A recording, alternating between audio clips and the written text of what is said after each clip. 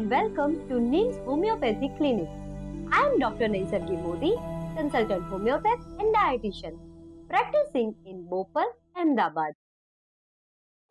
શું તમે ક્યારે એવી ખંજવાળનો અનુભવ કર્યો છે કે જે કદી જતી જ નથી? તો તે માત્ર શુષ્ક ત્વચા અથવા તો એક જીવાતના ડંખિયા કરતાં કંઈક અલગ હોઈ શકે. બની શકે તે એક ફંગલ સંક્રમણ હોઈ શકે.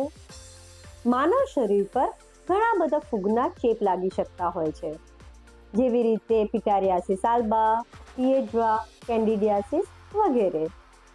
એમાંથી એક છે રિંગવોર્મ એટલે કે દાદર. હા, રિંગવોર્મ એ એક ફૂગનો ચેપનો રોગ છે. તો આજના આપણા આ રિંગવોર્મના વિડીયોમાં આપનું સ્વાગત છે. એક ઘણો સામાન્ય પરંતુ એના નામના લીધે ગેરસમજમાં લેવાતો આ રોગ દુનિયાભરના લાખો લોકોને અસર કરે છે. તો join us on this journey, કારણ કે આજે આપણે આ રિંગવોર્મના રહસ્યને જાણીશું, તેના લક્ષણો કેવી રીતે ઓળખવા એ સમજીશું અને તેનો ઉપચાર અને એનો ઈલાજની શ્રેષ્ઠ પદ્ધતિ વિશે સમજીશું. સૌથી પહેલા તો રિંગવોર્મ, જેને આપણે સાદી ભાષામાં દાંત કે દાદર પણ કહેતા હોઈએ છીએ. હવે એના નામમાં છે રિંગવોર્મ. વર્મ એટલે કે પેરેસાઇટ, કૃમિ. પરંતુ એના નામથી વિપરીત આ રોગને કૃમિ કે પેરેસાઇટ સાથે કોઈ લેવા દેવા જ નથી. આ તો એક ફૂગના ચેપથી સંક્રમિત થતો એક રોગ છે. ડર્મેટોફાઇટ્સ નામની ફૂગનો જથ્થો એ રિંગવોર્મને અસર કરે છે. અને રિંગવોર્મ એટલે કે રિંગ, તો આ ડિઝીઝમાં રિંગ જેવા શેપનો આકાર ધરાવતો એક સ્કિનનો ડિઝીઝ થાય છે, જેના લીધે એનું નામ પડ્યું છે રિંગવોર્મ. એ રિંગ જેવી પેટર્નમાં સ્ટાર્ટ થાય છે, ધીમે ધીમે એનું કદ વધતું જાય છે અને જેમ જેમ એનું કદ વધતું જાય છે એમ એનો વચ્ચેનો વિસ્તાર ક્લિયર અને સ્પષ્ટ થતો જાય છે. એ રીતે આ આખું રિંગવોર્મ કહેવાય છે.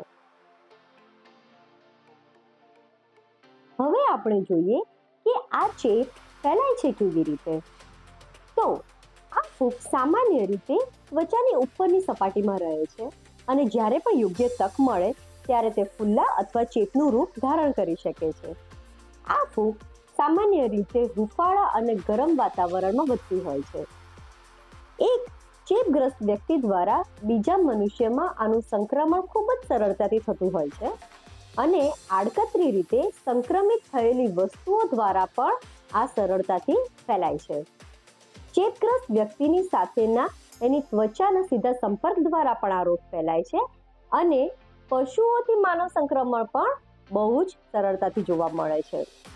નિર્જીવ વસ્તુઓ જે સંક્રમિત થયેલી છે, લાઈક ટુવાલ છે, બેડશીટ, પીલો કવર છે, કાંસકો છે, આ બધી નિર્જીવ વસ્તુઓ જે ચેપગ્રસ્ત વ્યક્તિએ વાપરેલી હોય એ વસ્તુઓને અડવાથી પણ આ ચેપ ફેલાઈ શકે છે.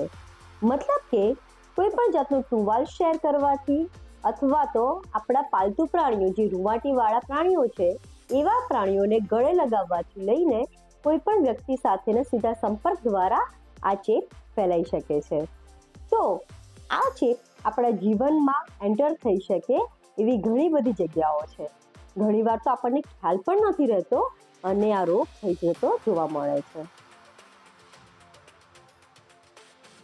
હવે આના લક્ષણો વિશે વાત કરીએ તો આ સામાન્યથી ગંભીર ખંજવાળનું કારણ બને છે. તે સામાન્ય રીતે હથેળી, માથાની ચામડી, ચહેરો, નખ, દાઢી અથવા તો આખા શરીર પર જોવા મળે છે. અસરગ્રસ્ત વિસ્તારોમાં ચૂભન, બળતરા અને ડંખવા જેવી સંવેદના પણ હોઈ શકે છે. ત્વચા શુષ્ક અને ભીંગડાવાળી બની જાય છે અને તેના પરથી પડ ઉતરતું જાય છે. ફોલ્લાઓ, પીડાગ્રસ્ત તિરાડો અને રક્તસ્રાવ જોવા મળે છે અને આ ત્વચામાંથી દુર્ગંધ પણ આવતી જોવા મળે છે. તેમાં લાલ અને ભીંગડાવાળા જાડા પેચ બની જાય છે. અસરગ્રસ્ત વિસ્તારોને અડવાથી અને પછી શરીરના બીજા વિસ્તારોને અડવાથી ત્યાં પણ આ રોગ સરળતાથી ફેલાઈ શકે છે. તો આપણે જોયું એમ કે આ રોગ ખૂબ જ ઝડપથી અને સરળતાથી ફેલાતો હોય છે. પરંતુ ગભરાવાની જરૂર નથી. હોમિયોપેથીમાં આનો ઈલાજ શક્ય છે. યોગ્ય અભિગમ સાથે દાદર એટલે કે રિંગવોર્મની સારવાર અને મેનેજમેન્ટ આરામથી કરી શકાય છે. તો હોમિયોપેથી રિંગવોર્મને કેવી રીતે મટાડે છે? હોમિયોપેથીની દવાઓ રિંગવોર્મ પર કેવી રીતે કામ કરે છે? તો જેમ આપણે કહ્યું છે એમ હોમિયોપેથી લાઇક ક્યોર્સ લાઇકના સિદ્ધાંત પર કામ કરે છે. તે વાઇટલ ફોર્સને ઉત્તેજિત કરીને શરીરની સેલ્ફ હિલિંગ મિકેનિઝમને પ્રોત્સાહન આપે છે. તે હોલિસ્ટિક અપ્રોચથી અને ઇન્ડિવિજ્યુઅલાઇઝેશનથી રિંગવોર્મને ક્યોર કરે છે. એના માટે તે શારીરિક, માનસિક અને ભાવનાત્મક સ્થિતિને ધ્યાનમાં રાખીને દરેક વ્યક્તિની એ સ્થિતિને અનુરૂપ દવાઓ શોધવામાં આવે છે. અને જ્યારે એ દવાઓ એ પેશન્ટને એના પ્રકૃતિના અનુરૂપ આપવામાં આવે છે તો એની પોતાની જે સેલ્ફ હિલિંગ મિકેનિઝમ છે એ ઉત્તેજિત થાય છે અને એ એવી રીતના રિંગવોર્મને મટાડે છે. હોમિયોપેથીની દવાઓ ખૂબ જ સૌમ્ય ઇલાજ પ્રદાન કરે છે અને એ પણ કોઈ પણ સાઇડ ઇફેક્ટ વગર, કારણ કે એની દવાઓ ખૂબ જ ડાયલ્યુટેડ હોય છે. હોમિયોપેથીમાં ઘણી બધી દવાઓ છે, જેવી રીતે સલ્ફર, રસ્ટોક, સેપિયા, ટેલ્યુરિયમ, ગ્રેફાઇટિસ, કેલ્કેરિયા કાર્બન, ઘણી બધી દવાઓ છે કે જે આ રિંગવોર્મની અસર કરવામાં ખૂબ જ મદદરૂપ બને છે. દરેક પર્સનના રોગના યુનિક સિમ્ટમને આધારે એક ક્વોલિફાઈડ હોમિયોપેથિક પ્રેક્ટિશનર એ દવાઓ શોધી અને પેશન્ટને આપે છે અને તેનાથી તેને ઘણી જ રાહત થતી જોવા મળે છે. અને એ જ રીતે દરેક રોગને મટાડવામાં હોમિયોપેથીની દવા ખૂબ જ અસરકારક.